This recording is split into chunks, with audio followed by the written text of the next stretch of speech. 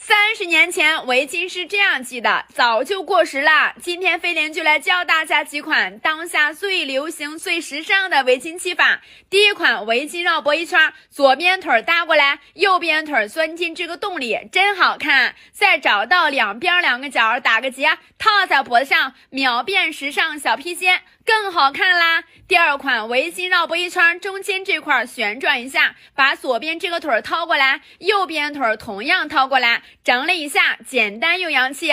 第三款长压短，短腿放肩膀上，别理它，长腿绕脖一圈，再钻进这个洞里，短腿拿下来。这技法一般人我都不告诉他。第五款围巾绕大脑门一圈，拿回来之后找到两边2个角交叉，记得腰后固定，再来个腰带，再把大脑门上的围巾薅下来，搭个外套，哎呀，美的不要的啦！教你这么多了，不给个小爱心不合适哦。